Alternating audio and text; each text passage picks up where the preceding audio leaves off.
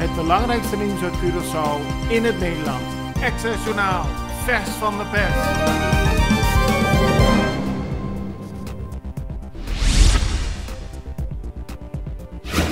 De Extra meldt vandaag dat de medische dienst van de gevangenis, de SDKK, chronisch onderbezet is.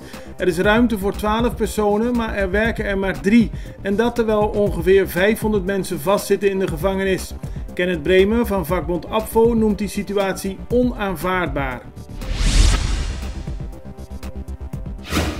Werknemers van de raffinaderij die sinds begin dit jaar zijn ondergebracht bij de CRU kregen gisteren tijdens een bijeenkomst in het festivalcenter meer informatie over de situatie bij de raffinaderij na 30 juni. Zoals bekend gaat de deal met Clash Group niet per 1 juli in en dat betekent dat sommige mensen hun baan zullen verliezen.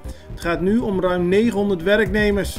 Raffinaderia di Curaçao verwacht ongeveer 400 werknemers nodig te hebben om Bunnenbij te draaien. Volgende week krijgt iedereen te horen wie mag blijven en wie mag vertrekken. Nederlandse toeristen die na 1 juli naar Curaçao willen komen, moeten aan een paar voorwaarden voldoen. Dat zei epidemioloog Izzy Gerstenbloed gisteren. Zo moeten ze voor vertrek een PCR-test laten ondergaan bij een erkend laboratorium. Ook moeten ze een reis- en medische verzekering hebben afgesloten. Op die manier wil Curaçao het risico zo klein mogelijk houden dat er met het openen van de grenzen ook besmettingen van corona binnenkomen. Volgens minister Steven Martina van Economische Ontwikkeling is de Curaçaose regering niet gezwicht voor druk. Dat zei hij gisteren toen bekend werd gemaakt dat Curaçao de grenzen per 1 juli wil openen. Volgens Martina is er vanuit de toeristische sector veel vraag geweest naar het openen van de grenzen, maar de regering heeft zelfstandig een overwogen beslissing genomen, aldus de minister. Hij zei dat Curaçao voor een verantwoord toerisme staat.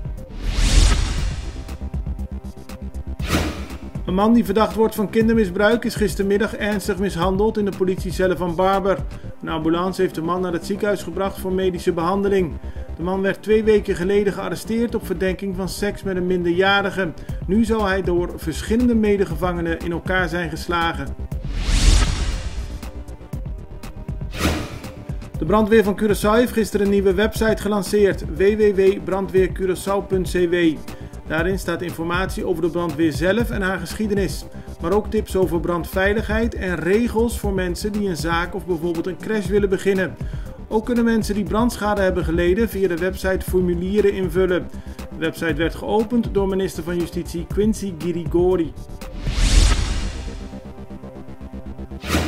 Sinds de corona-uitbraak wordt over de hele wereld gediscussieerd over het al dan niet door laten gaan van voetbalcompetities.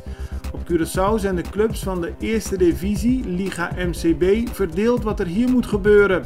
De bedoeling was deze week de competitie weer te hervatten, maar niet alle clubs zijn het daarmee eens. 8 teams eisen zo snel mogelijk een algemene vergadering om over het onderwerp te praten. Het belangrijkste nieuws uit Curaçao in het Nederland. Access Journaal, vers van de pers.